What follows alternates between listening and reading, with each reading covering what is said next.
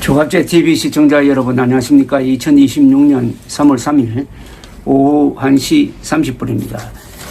저는 중앙일보에 한 달에 한 번씩 조갑제 칼럼이란 제목으로 글을 쓰고 있습니다. 두 번째 실린 글의 제목은 찰스 1세 참수에서 윤석열 단죄까지 역사는 흐른다 라는 제목입니다.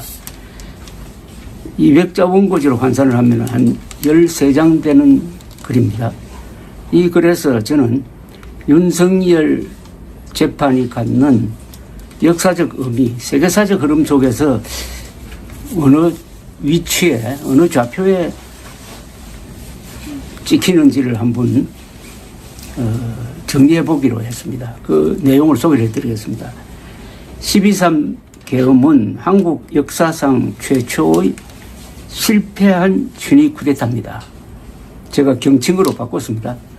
그래서 현직 대통령이 현행범으로 체포되어 단죄되는 초유의 기록을 남겼습니다. 지규현 재판장은 지난 2월 19일 선고에서 1649년 잉글랜드 왕 찰스 1세 저형을 윤석열 단죄의 역사적 근거로 인용을 했습니다. 영국 런던의 화이트홀 궁전 마당에서 있었던 찰스 1세 참수형은 세계 민주주의 발전사에서 획기적인 사건이었습니다. 왕이 암살되거나 전사하는 경우는 있어도 재판을 거쳐 사형 집행된 첫 사례로서 법이 왕 위에 있음을 선언한 사건입니다. 지규현 재판장은 주권을 위임받은 의회에 대한 공격은 왕이라 하더라도 반역죄가 성립한다는 개념이 널리 퍼지게 된 것이라며 윤석열은 대통령이라도 내란죄의 처벌 대상이 된다고 했습니다. 그는 이 사건의 핵심은 군대를 국회로 보낸 것이다 라고 몇 차례 강조를 했습니다. 런던 웨스트민스터 사원의 창가에는 찰스 1세를 처형하고 왕정을 폐지, 공화정을 열었던 청교도 혁명의 지도자 올리버 클로멜의 석관이 있었습니다. 찰스 1세의 아들 찰스 2세는 크롬웰이 죽은 뒤 왕정으로 돌아가자 복위해가지고 먼저 아버지를 처형하는 데 관계하였던 이들의 명단을 만들어 죽이기 시작했습니다. 이 명단을 그 뒤에 블랙리스트라고 불렀습니다. 그는 불구제천의 원수인 크롬웰을 아버지가 참수된 지 12주년 되는 날에 부관 참시한 뒤 장대에다가 해골을 꽂아 아버지가 재판받았던 웨스트민스터 홀 지붕 위에 20여 년간 전시를 했습니다.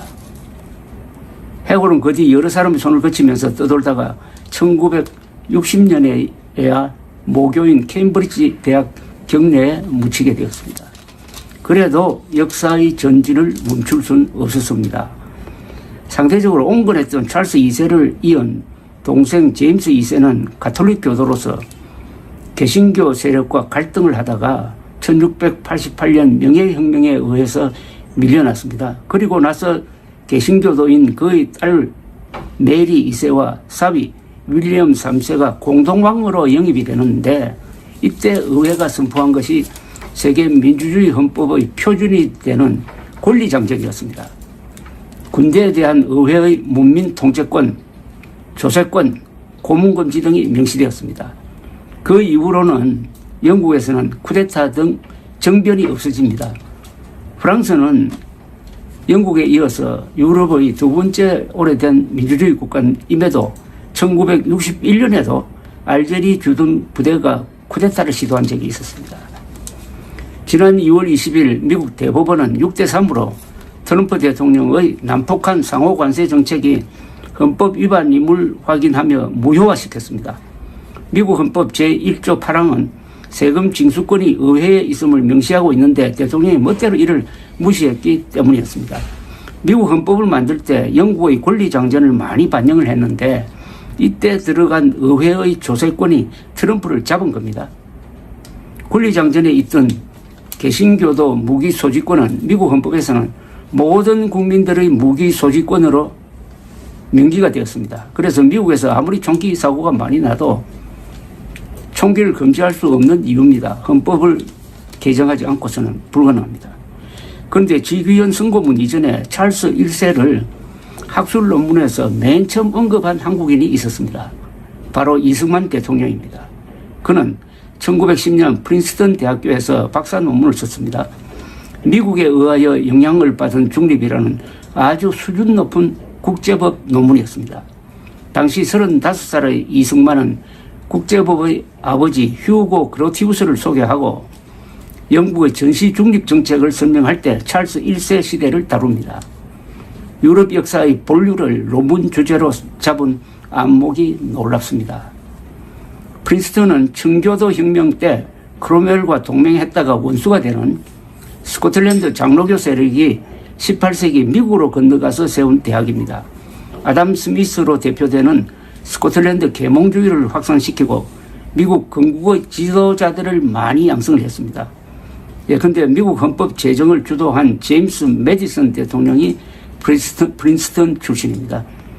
청교도들이 세운 하버드 대학에서 석사 과정을 마쳤던 이승만은 프린스턴 재학 시절에는 총장이던 우드로우 윌슨, 나중에 대통령이 됩니다. 우드로우 윌슨의 총애를 받으면서 자유무역, 시장경제, 공화국 시민의 윤리 함량을 중시하는 학풍에 젖었습니다. 이승만과 개신교를 매개로 하여 세계사의 본류인 영국과 미국의 민주주의 투쟁사는 우리의 건국과 발전에도 큰 영향을 끼치게 됩니다. 토마스 제퍼슨은 민주주의는 피를 마시며 자라는 나무라고 했고 이승만은 자신을 제퍼슨주의자로 규정하기도 했습니다. 제퍼슨이 기초한 독립선언서의 가장 핵심적인 문장이 고스란히 대한민국 헌법의 심장으로 불리는 제10조에 들어와 있습니다. 모든 국민은 인간으로서의 존엄과 가치를 가지며 행복을 추구할 권리를 가진다는 내용입니다. 후발 국가에서 친일 쿠데타 실패는 내전으로 가는 길목인데 한국은 찰스 1세의 피가 묻은 헌법의 힘으로 피 흘림 없이 해결해 가고 있습니다. 세계사의 주류에 올라탄 덕분에 공산주의, 독재자, 전근대성과의 삼면전쟁에서 이기는 중입니다. 계몽령 운운하는 극우파의 저항은 역사에 대한 반동입니다. 역사는 흘러야 합니다. 이걸 정리하면서 제가 새삼 느낀 게 한국의 민주주의가 왜 이렇게 성공적이냐 하면은 우리가 민주주의 모델을 어디서 배웠느냐? 미국 민주주의, 미국 건국에서 배우고 미국은 어디서 배웠느냐? 영국에서 배웠다는 겁니다. 그래서 찰스 1세를 처형한 그리하여 법치를 확립하려고 했던 영국의 민주주의 발전사가 미국 독립으로 이어지고 이승만과 개신교를 매개로 해가지고 그게 한국의 건국과정, 헌법 그리고 우리의 민주주의 발전사에 반영이 되었으므로 한국의 민주주의는 세계에서 가장 성공적인 세계사의 본류, 주류 그리고 인류인 그런 노하우와 연결되었으므로 세계 어느 나라보다도 지난 80년 동안 위대한 업적을 남겼다는 것을 알 수가 있었습니다. 즉 세계사의 흐름과 세계사의 흐름 중에서도 지류도 있고 뭐 본류도 있고 여러 가지가 있는데 그중에서 핵심적인 영국과 미국의 민주주의 발전과 그 시스템이 이승만 개신교를 매개로 해가지고 한국으로 들어와서 최악의 조건에서 그래도 최소한의 희생을 기록하면서 최대의 업적을 남긴 것이 바로 지금 윤석열 내란을 헌법적으로 평화적으로 진압 해결하고 있다는 데서 드러나고 있다. 이게 저의 결론이었습니다. 감사합니다.